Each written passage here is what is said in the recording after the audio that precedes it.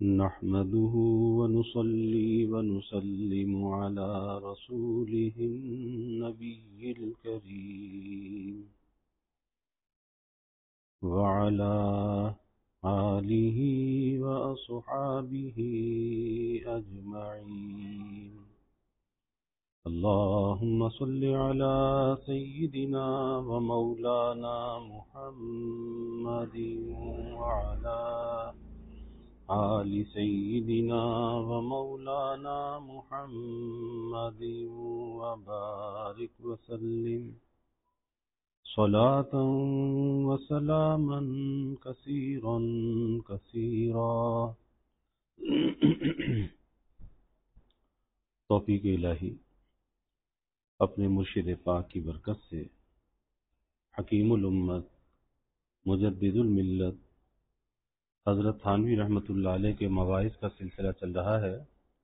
الکمال فی الدین کے نام سے حضرت کا یہ وعظ چل رہا ہے، جس میں بات چل رہی تھی کہ دنیا کے معاملے میں تو انسان ترقی کرنا چاہتا ہے اور کسی بھی کام کے اندر اس کے کمال کے درجے تک پہنچنا چاہتا ہے، لیکن دین کے معاملے میں یہاں پر وہ حرص نہیں جیسی دنیا کے اندر حرص ہے کہ دین کے اندر بھی ترقی کرے اور اس میں بھی کمال کا درجہ حاصل کرے. تو اس پر یہ بات چل رہی تھی.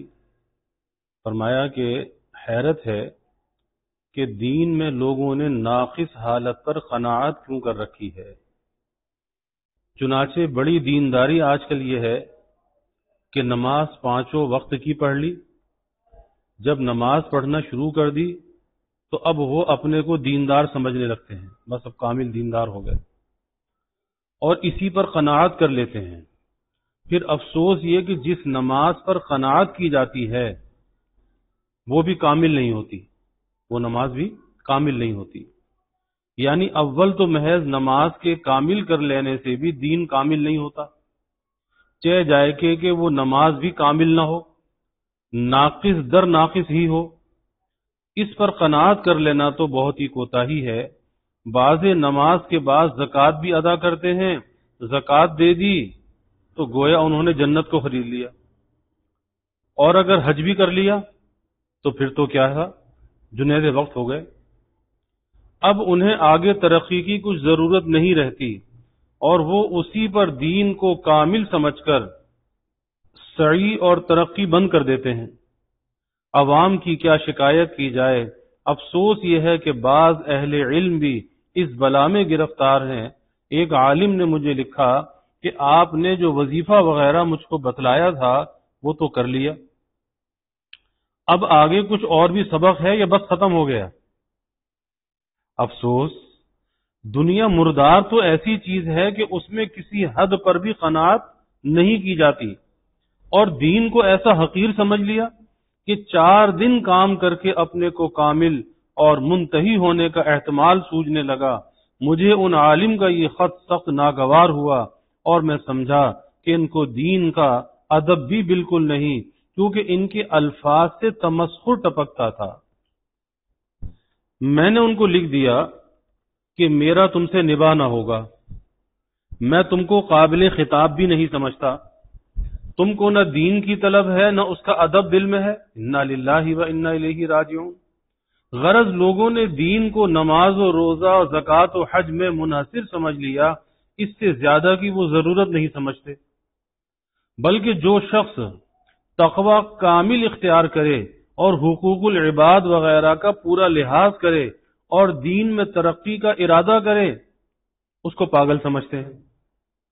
مگر وہ ایسا پاگل ہے جس کو مولانا روم رحمت اللہ علیہ فرماتے ہیں، او گل سرخست تو خونش مخاں مست عقلست او تو مجونش مداں، کہ وہ گل سرخ یعنی گلاب کا پھول ہے، تو اس کو خون مت سمجھ، وہ مست عقل نورانی ہے، تو اس کو پاگل مت سمجھ.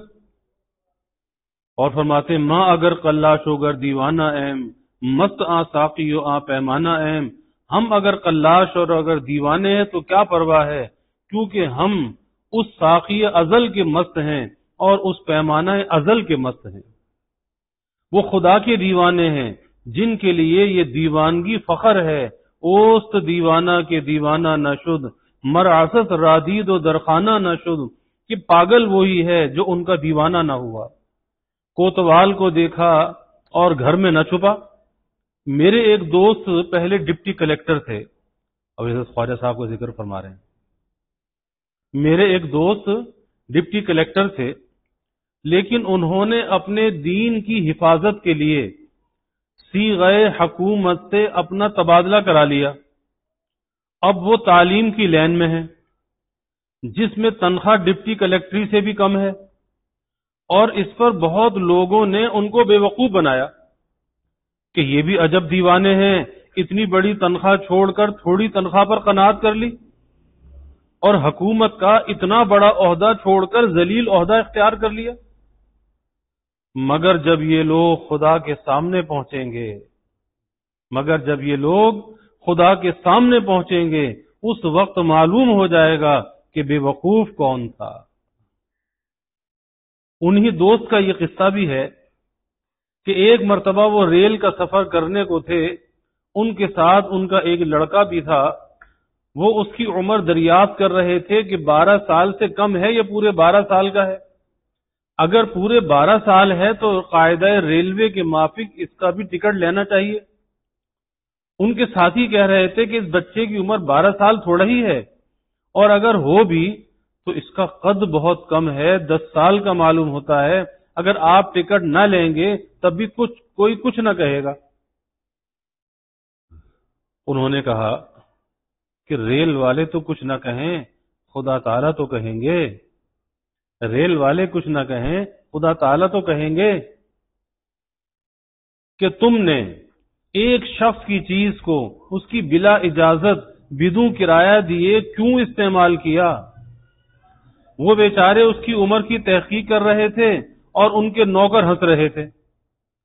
تو تحقیق سے معلوم ہوا کہ بچے کی عمر 12 سال سے زیادہ ہے، تو انہوں نے اس کا بھی پورا ٹکٹ لیا۔ لوگ ان کو یہ رائے دیتے تھے کہ صاحب اگر آپ کے پاس یہ روپیہ ایسا ہی فضول ہے تو کسی غریب کو دے دیجئے، ریل والوں کو آپ کیوں دیتے ہیں، خصوصاً جب کہ وہ اس بچے کے ٹکٹ کا آپ سے سوال بھی نہیں کر سکتے۔ انہوں نے کہا کہ جس غرض سے میں اس کی عمر دریافت کر رہا ہوں، غریبوں کو روپیہ دینے سے وہ غرض حاصل نہ ہوگی، یعنی غریبوں کو دینے سے یہ جائز نہ ہو جائے گا۔ اس معاملے میں سب لوگ ان کو بے وقوف اور مجنون سمجھ رہے تھے کہ یہ تو پاگل ہے، یہ تو پیسہ بچا سکتا ہے۔ وہ بے وقوف اور مجنون سمجھ رہے تھے اور کہ فضول روپے کو ضائع کر رہے ہیں، مگر وہ خدا کے مجنون تھے، وہ خدا کے مجنون تھے۔ اور یہ قاعدہ ہے کہ جب دین کا غلبہ ہوتا ہے تو مسلمان کو دنیاوی مضرت کی پرواہ نہیں ہوا کرتی۔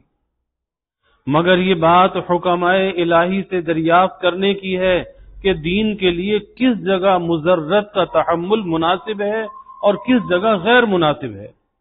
یہ قاعدہ کلیہ نہیں ہے کہ ہر مضرت دنیاویہ کا تحمل کر لینا چاہیے اور اس کی پرواہ نہ کرنی چاہیے، بلکہ اس میں تفصیل ہے، جس کا حاصل یہ ہے کہ جب شریعت کسی کام کو واجب کر دے یا کسی کام کو حرام کر دے تو واجب ادا کرنے اور حرام سے بچنے میں اگر ہم کو کچھ دنیاوی مضرت ایسی پہنچے جو مال یا آبرو کو ضرر پہنچانے والی ہو تو ہم کو اس مضرت کی پرواہ نہ کرنی چاہیے، اور اگر ایسی مضرت ہو جس سے جان کا غالب خطرہ ہو تو اس وقت واجب کے وجوب اور حرام کی حرمت کا مکلف ہی یہ شخص نہ رہے گا۔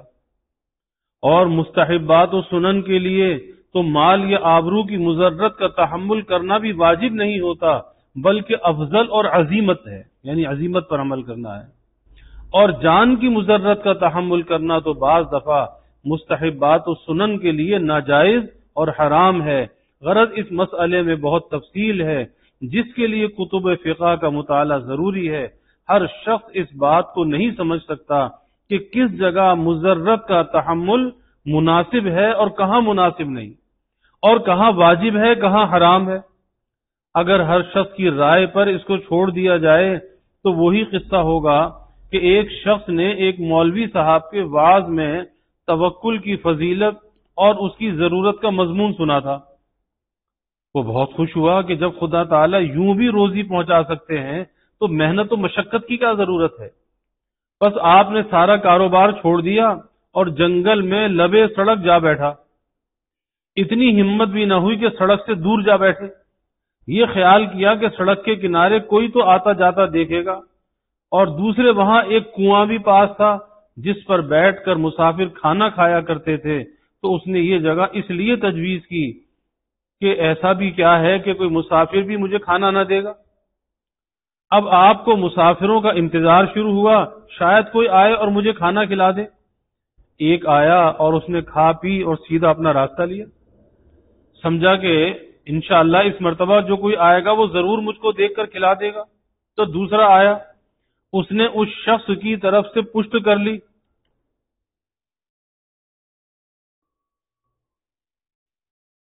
اور سڑک کی طرف منہ کر کے کھانا کھایا اور وہ بھی چلتا ہوا۔ اسی طرح 2-3 دن گزر گئے اور کسی نے بھی اس کو ایک ٹکڑا نہ دیا۔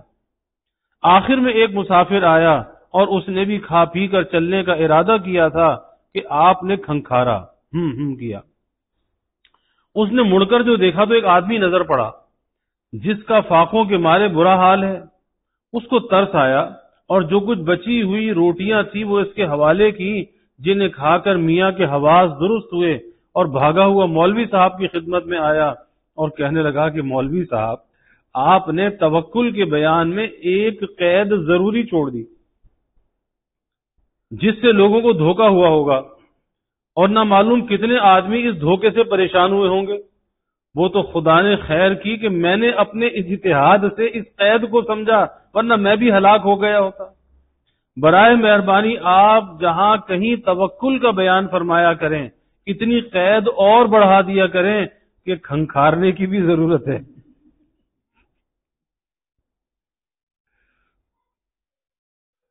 پھر اس نے اپنا قصہ بیان کیا تو دیکھیے، اس شخص نے ترک اسباب کا بیان سن کر یہ سمجھ لیا کہ میں بھی ترک اسباب کا اہل ہوں، اس لیے ہاتھ پیر توڑ کر بیٹھ گیا اور پریشان ہوا، حالانکہ اس کی تشخیص اس کو کسی طبیب روحانی سے کرانی چاہیے تھی کہ میں ترک اسباب کا اہل ہوں یا نہیں۔ اسی طرح ایک شخص نے وعظ میں سن لیا تھا کہ اللہ کے راستے میں جو 1 روپیہ دے گا اس کو 10 دنیا میں ملیں گے اور 70 آخرت میں۔ اس نے اپنے دل میں کہا کہ اس سے اچھی تجارت اور کیا ہوگی، بس سب کام چھوڑ کر یہی کرنا چاہیے۔ چنانچہ اس کے پاس 1 روپیہ تھا، اس نے اسے خیرات کر دیا اور منتظر رہا کہ اب 10 روپے آئیں گے۔ کئی دن گزر گئے، 1 پیسہ بھی نہ آیا تو بڑا پریشان ہوا، یہاں تک کہ میاں کو دست لگ گئے، کیونکہ اب اس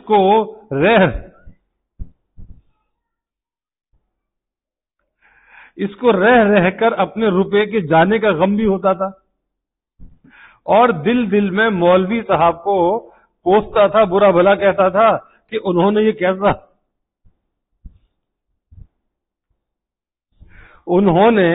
کیسا غلط مسئلہ بیان کیا۔ بیچارے کو اسی فکر میں دست اور پیچش لگ گئے، بار بار اجابت کے لیے جنگل جاتا تھا۔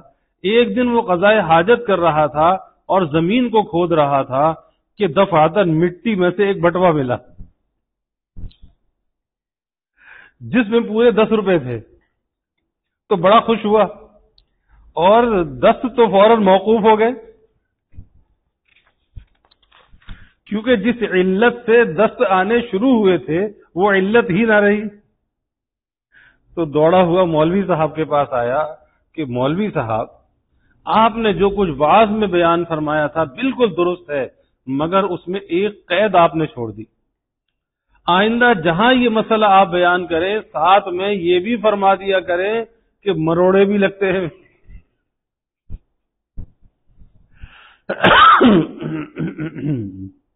کہ مروڑے بھی لگتے ہیں۔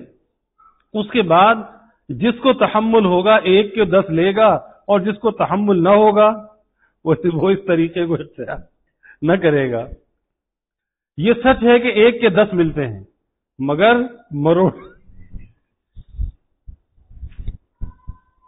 مگر مروڑے غضب کے ہیں. غرض یہ بات ضروری ہے کہ ہر شخص کو تحمل مضرت کی اجازت نہیں کہ اس مضرت کو برداشت کر سکے. اس کے لیے کچھ شرائط اور محل ہیں، مگر یہ بات ضرور ہے کہ جب دین کا غلبہ ہو جاتا ہے تو دیندار کو دنیاوی مضرت کی پرواہ نہیں رہا کرتی. میرے ایک دوست کی حکایت ہے جو BA ہیں. ایک مرتبہ وہ ریل کا سفر کر رہے تھے. ان کے پاس اسباب زیادہ تھا اور جس اسٹیشن سے وہ سوار ہوئے وہاں وزن کرانے اور بلٹی لینے کی فرصت نہ ملی. تو انہوں نے یہ خیال کیا کہ جس اسٹیشن پر اتروں گا وہاں وزن کرا کر محصول ریلوے کو ادا کر دوں گا. چنانچہ جب وہ منزل مقصود پر اترے تو وہاں کے بابو نے انہیں کہا کہ وہاں کے بابو سے کہا کھڑکی پر جا کر کہ میرے پاس اسباب زیادہ ہے جس کا محصول ادا کرنا میرے ذمے ہے. مجھ کو بوجہ تنگی وقت کے سوار ہوتے ہوئے اس کی بلٹی کرانے کا موقع نہ ملا. آپ اس وقت وزن کر کے مجھ سے اس کا محصول لے لیجئے. اور چونکہ میں نے اپنا واقعہ خود بیان کر دیا ہے اس لیے آپ کو معلوم ہو گیا ہوگا کہ میں نے خیانت اور خلاف ورزی قانون کا قصد نہیں کیا تھا. اس لیے آپ کو اصل محصول لے لینا چاہیے، ڈبل چارج نہ کرنا چاہیے. بابو نے کہا کہ جائیے ہم کچھ نہیں لیتے ہیں، آپ چلے جائیے ہم کچھ نہیں لیتے. انہوں نے پھر اصرار کیا. وہ متعجب ہو کر اسٹیشن ماسٹر کے پاس لے گیا. اس نے بھی وزن کرنے اور محصول لینے سے انکار کر دیا. انہوں نے پھر اصرار کیا تو وہ دونوں ان کو انگریزی زبان سے ناواقف سمجھ کر انگریزی میں باتیں کرنے لگے، اور وہ باتیں یہ تھیں کہ معلوم ہوتا ہے کہ اس شخص نے شراب پی ہے، جو باوجود انکار کے از خود روپیہ دینا چاہتا ہے. ہم منع کر رہے ہیں اور یہ دینا چاہتا ہے. انہوں نے کہا کہ بھائی میں نے شراب نہیں پی، میرا مذہب مجھ کو مجبور کرتا ہے، میرا مذہب مجھ کو مجبور کرتا ہے. افسوس آج کل فریب اور پالیسی کا بازار ایسا گرم ہے کہ لوگوں کی سمجھ میں یہ بات ہی نہیں آتی کہ کوئی شخص از خود بھی خدا کے خوف سے دوسروں کا حق ادا کر سکتا ہے. بس وہ یوں سمجھتے ہیں کہ عاقل وہی ہے جو از خود کسی کا حق ادا نہ کرے، اور جس کو خود بخود اس کی فکر لگی ہوئی ہو اسے پاگل سمجھتے ہیں. چنانچہ ریل والوں نے ان کو پاگل ہی سمجھا اور یہ کہا کہ آپ اپنا اسباب لے جائیں، ہماری اجازت ہے، آپ کو کوئی کچھ نہ کہے گا. انہوں نے کہا کہ آپ کو اس اجازت دینے کا کوئی اختیار ہی نہیں، کیونکہ آپ ریلوے کمپنی کے مالک نہیں ہیں، آپ تو ملازم ہیں، بلکہ اس کے ملازم ہیں. آپ کو ریلوے کے حق چھوڑنے کا کیا حق ہے؟ مگر کسی طرح ریلوے والوں نے ان سے محصول نہ لیا. انہوں نے اپنا اسباب اٹھایا اور باہر آ کر سوچنے لگے کہ اے اللہ میں کیا کروں، اب یہ تو میں دینا چاہتا ہوں، یہ لیتے نہیں، اب میں کیا کروں. اب حق تعالی نے ان کی اعانت فرمائی. جبکہ دیکھا کہ میرے بندے کو معصیت سے بچنے کا راستہ نظر نہیں آتا اور دوسرے لوگ اس کو معصیت میں مبتلا کرنا چاہتے ہیں اور یہ اس سے بچنے کی کوشش کرتے کرتے تھک گیا ہے، تو اللہ تعالیٰ کی اعانت ہوئی. معاً دل میں یہ بات آئی کہ مقدار محصول کے برابر ایک ٹکٹ اسی ریلوے کمپنی کا لے کر چاک کر دینا چاہیے، اسے پھاڑ کر پھینک دو. ریلوے کے خزانے میں پیسے پہنچ گئے، اسی طرح محصول ادا ہو جائے گا. چنانچہ انہوں نے ایسا ہی کیا. صاحبو، آپ دین پر عمل کر کے تو دیکھیں، انشاءاللہ قدم قدم پر آپ کو اعانت الہیہ کھلی آنکھوں نظر آئے گی. یہ تو سب جانتے ہیں کہ کمال دین بدون اعانت خداوندی کے حاصل نہیں ہوتا، مگر میں دعوے سے کہتا ہوں کہ ابتدائی منازل میں بھی حق تعالی پوری اعانت کرتے ہیں. پس دین کے کام میں ابتدا سے انتہا تک اعانت الہیہ ساتھ ساتھ رہتی ہے. پھر تم کیوں ڈرتے ہو کہ صاحب دین پر کیسے عمل کریں؟ یہ تو بہت مشکل معلوم ہوتا ہے. ارے بھائی، تم کو اگر مشکل معلوم ہوتا ہے تو خدا کو تو کوئی مشکل نہیں. جب وہ تمہاری اعانت کا وعدہ فرماتے ہیں تو پھر عذر کرنا محض نفس کی شرارت ہے. حق تعالی فرماتے ہیں والذین جاہدوا فینا لنہدینہم سبلنا، اور فرمائے ومن یتق اللہ یجعل لہ مخرجا۔ پھر بھی افسوس ہے کہ لوگ دین میں ترقی حاصل نہیں کرتے، اور جس کو جتنا دین حاصل ہے وہ اسی پر قانع ہے۔ میں عوام ہی کی شکایت نہیں کرتا، افسوس یہ ہے کہ خواص کو بھی ترقی دین کی فکر نہیں، بس جو تعلیم میں مشغول ہے وہ اسی پر قانع ہے اور سمجھتا ہے کہ میں بڑا دیندار ہوں، کہ ہر وقت قال اللہ قال الرسول صلی اللہ علیہ وسلم ہی میں رہتا ہوں۔ جو لوگ ذکر شغل میں مشغول ہیں وہ اسی پر قناعت کیے ہوئے ہیں۔ کوئی ان سے پوچھے کہ آخر شریعت میں معاملات اور معاشرات کی تعلیم کس لیے دی گئی ہے؟ اصلاح اخلاق کا اہتمام کیوں نہیں کیا گیا؟ کیا یہ دین نہیں؟ کیا اس پر عمل کرنے کے لیے مسلمانوں کے علاوہ کوئی دوسری قوم پیدا ہوگی؟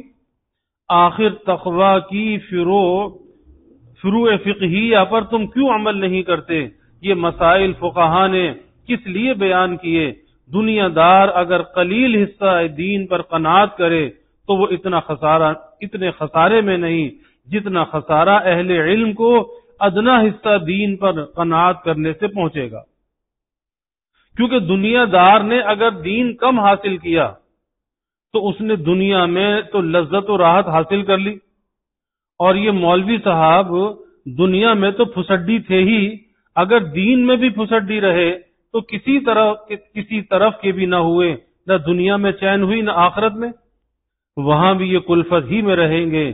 اور دنیا میں تو یہ کلفت کے اندر ہے ہی کہ نہ عالی شان محل رہنے کو ہے، نہ نوکر چاکر ہیں، نہ زیادہ روپیہ ہے، نہ عمدہ اور لذیذ غذائیں ہیں، نہ عمدہ لباس زیب تن ہے۔ پھر سمجھ میں نہیں آتا کہ یہ طبقہ ادنا دین پر کیوں کر قناعت کرتا ہے، اور دنیا کو چھوڑنے کے بعد یہ کمال دین کی فکر کیوں نہیں کرتے؟ امام غزالی رحمت اللہ علیہ فرماتے ہیں کہ میں سلاطین و اہل دول کو دیکھتا ہوں کہ انہوں نے تھوڑے سے دین پر قناعت کر کے اپنے کو دنیا میں مشغول کر دیا ہے۔ اب تم ان کو اس طرح نیچا دکھاؤ کہ تھوڑی دنیا پر قناعت کر کے دین میں کمال پیدا کرو، اور سلاطین کی دنیا سے مستغنی ہو جاؤ، کیونکہ اب ان کو نیچا دکھانے کا یہی طریقہ ہے۔ دنیا میں تو ان سے بڑھ جانا تمہاری قدرت میں نہیں ہے، مگر دین میں بڑھنا تو قدرت میں ہے۔ پس تم دین میں سلاطین کو نیچا دکھا دو کہ وہ آج تم سے بڑھے ہوئے نظر آتے ہیں، تم دین کی برکت سے کل تم ان سے بڑے ہوئے رہو گے، اور اگر تم دین میں بھی کم رہے تو سلاطین تم سے ہر جگہ بڑے ہوئے رہیں گے، اور یہ بہت بڑا خسارہ ہے۔ سبحان اللہ، کیا عجیب تعلیم ہے، اور یہ لطیفہ ایسا ہے جیسے ایک شاعر نے کہا ہے، یاد داری کے وقت زادن تو ہما خنداں بدھ نہ تو گریاں، کہ کیا تو یاد رکھتا ہے اس بات کو کہ جب پیدا ہوا تھا تو سب خوش ہوئے تھے اور ہنس رہے تھے اور تو رو رہا تھا۔ چنازی کے وقت مردنے تو ہما گریاں شونت تو خنداں، کہ جب تو دنیا سے جائے تو دنیا میں ایسے اعمال کر لے کہ تو ہنستا ہوا جائے اور لوگ رو رہے ہوں۔ یعنی تم کو یہ بات بھی یاد ہے کہ جب تم پیدا ہوئے تھے تو سب لوگ ہنس رہے تھے اور تم روتے ہوئے آئے تھے۔ تو یہ لوگ نہایت ظالم ہیں، ان کو تمہارے رونے پر بھی رحم نہ آیا اور یہ ہنس رہے تھے۔ اس وقت ان کو خوشی کی سوج رہی تھی اور تم رو رہے تھے۔ اب تم ان سے اس طرح بدلہ لو، جو ہنس رہے تھے ان سے اس طرح بدلہ لو کہ تمہارے مرنے کے وقت وہ سب روئیں اور تم ہنستے ہوئے جاؤ۔ یعنی ایسی زندگی بسر کرو جس کی بدولت سب کو تمہارے مرنے کا غم ہو اور تم کو لقائے الہی کی خوشی ہو۔ وہ روتے رہیں، تم ہنستے ہوئے جاؤ۔ اللہ نصیب فرما دے۔ ایسا نہ ہو کہ مرنے کے وقت بھی سب ہنسیں اور خوش ہوں کہ اچھا ہوا کم بخت کا پاپ کٹا، اور تم اعمال سیئہ کی وجہ سے روتے ہوئے جاؤ۔ تو اس مضمون میں بھی ویسا ہی مقابلہ ہے جیسا اوپر کے اشعار میں تھا کہ جس طرح تمہارے رونے پر لوگ ہنستے تھے اب تم ان کے رونے پر ہنسو، اور دنیا سے اس طرح جاؤ کہ آخرت کی راحتیں دیکھ کر تم بے ساختہ یوں کہو یا لیت قومی یعلمون بما غفر لی ربی وجعلنی من المکرمین، اے کاش میری قوم کو اطلاع ہو جائے کہ میرے خدا نے مجھے بخش دیا اور مجھ کو معززین میں داخل کر دیا۔ تو اس اطلاع سے وہ رونے سے باز آ جائیں، کیونکہ روتا ہوا چھوڑ کر گیا ہے، تو اس اطلاع سے وہ رونے سے باز آ جائیں۔ یہی مقابلے کا مضمون پہلے اشعار میں تھا کہ تم امراء و سلاطین کو دین میں نیچا دکھا دو جبکہ انہوں نے تم کو دنیا میں نیچا دکھا دیا ہے۔ کیونکہ آج کل کے امراء حضرات صحابہ کی طرح تھوڑا ہی ہیں کہ جن کو نیچا دکھانا مشکل ہو۔ حضرات صحابہ رضی اللہ عنہم کی تو یہ حالت تھی کہ غربا حضور صلی اللہ علیہ وسلم کی خدمت میں شکایت کرتے ہوئے آئے کہ یا رسول اللہ صلی اللہ علیہ وسلم، مالدار ہم سے بڑھ گئے، کیونکہ جس طرح نماز، روزہ، ذکر و شغل ہم کرتے ہیں وہ بھی کرتے ہیں، اور ان میں یہ بات زیادہ ہے کہ وہ زکوٰۃ بھی دیتے ہیں، خیرات و صدقات کرتے ہیں، جہاد میں خوب مال خرچ کرتے ہیں، اور یہ کام ہم نہیں کر سکتے، ہمارے پاس مال نہیں ہے۔ تو حضور صلی اللہ علیہ وسلم نے ان سے فرمایا کہ تم پانچوں نمازوں کے بعد سبحان اللہ والحمد للہ ولا الہ الا اللہ واللہ اکبر پڑھا کرو، اس کا تم کو اتنا ثواب ملے گا کہ مالداروں کے صدقات و خیرات سے بڑھ جائے گا۔ مالدار صحابہ کو جو اس کی اطلاع ہوئی انہوں نے بھی یہ کام شروع کر دیا۔ غربا پھر شکایت لے کر آئے کہ یا رسول اللہ صلی اللہ علیہ وسلم، عمرا نے بھی وہ تسبیحیں پڑھنا شروع کر دی جو آپ نے ہم کو تعلیم فرمائی تھی۔ آپ صلی اللہ علیہ وسلم نے فرمایا کہ اب میں کیا کروں، میں خدا کے فضل کو کسی سے کیوں کر روک دوں؟ ذالک فضل اللہ یؤتیہ من یشاء۔ حضرات صحابہ میں جو لوگ مالدار تھے ان کی حالت یہ تھی کہ وہ ہر وقت اپنے دین کی ترقی میں لگے رہتے تھے، اور جو نیک کام ان کو معلوم ہوتا اس کی طرف سبقت کرتے تھے۔ ان کو دین میں نیچا دکھانا غربا کو مشکل تھا۔ ان حضرات کے پاس مال بہت کچھ تھا، مگر حالت یہ تھی کہ دل کو اس سے ذرا بھی لگاؤ نہ تھا۔ ایک صحابی کا انتقال ہونے لگا تو وہ رو رہے تھے، لوگوں نے ان کو تسلی دی کہ ماشاء اللہ تم نے حضور صلی اللہ علیہ وسلم کے ساتھ فلاں فلاں غزوات میں شرکت کی اور خدا کے راستے میں اسلام کی بہت سی خدمتیں کی، انشاءاللہ تعالی تم کو حق تعالی بخش دیں گے، تم روتے کیوں ہو؟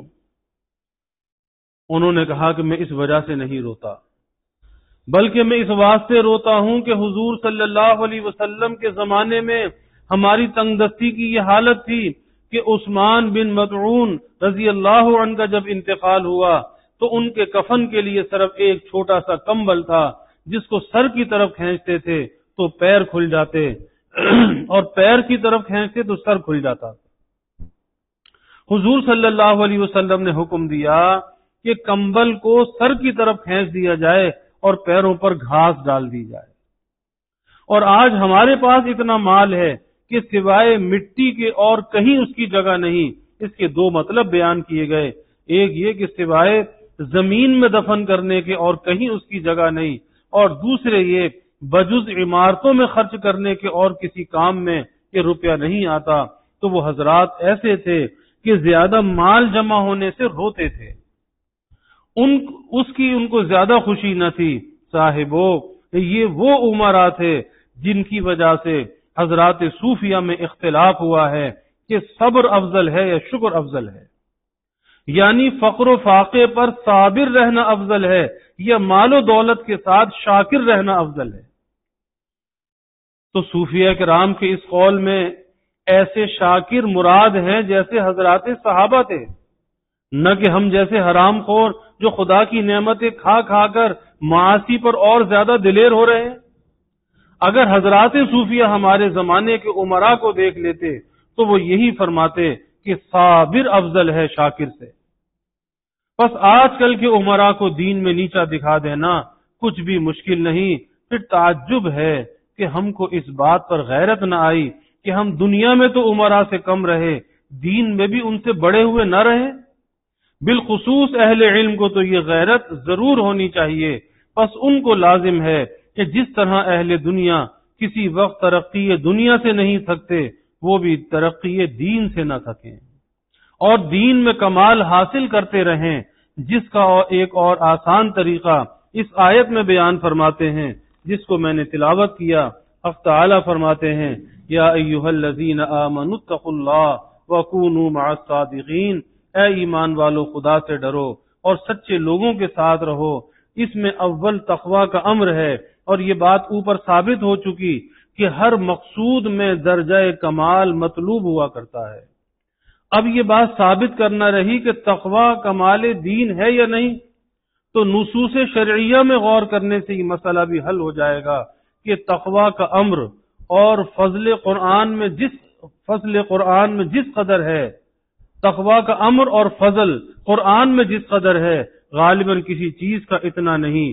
اس سے اس کا محتم شان ہونا معلوم ہوا، اور حقیقت اس کی یہ ہے کہ تقوی کا استعمال شریعت میں دو معنی میں ہوتا ہے، ایک ڈرنا اور دوسرے بچنا، اور تأمل کرنے سے یہ معلوم ہوتا ہے اصل مقصود تو بچنا ہی ہے، یعنی معاصی سے، مگر سبب اس کا ڈرنا ہے۔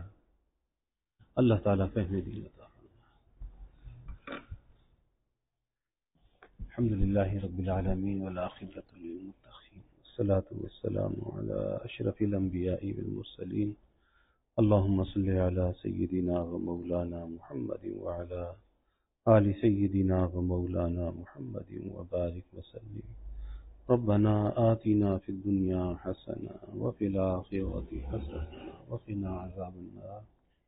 ربنا اتمم لنا نورنا واغفر لنا انك على كل شيء قدير۔ اللهم اعنا على ذكرك وشكرك وحسن عبادتك۔ اللهم وفقنا لما تحب وترضى من القول والعمل والفعل والنية والهدى إنك على كل شيء قدير۔ اللهم أرنا الحق حقا وارزقنا اتباعه، وأرنا الباطل باطلا وارزقنا اجتنابه۔ اللهم إنا نسألك العفو والعافية والمعافاة الدائمة في الدين والدنيا والآخرة، والفوز بالجنة والنجاة من النار۔ اللهم إنا نسألك من خير ما سألك منه نبيك سيدنا محمد صلى الله عليه وسلم، ونعوذ بك من شر ما استعاذك منه نبيك سيدنا محمد صلى الله عليه وسلم، وأنت المستعان وعليك البلاغ، ولا حول ولا قوة إلا بالله۔ وجزى الله عنا محمدا صلى الله عليه وسلم ما هو أهله، وصلى الله تعالى وسلم على النبي الكريم، آمين۔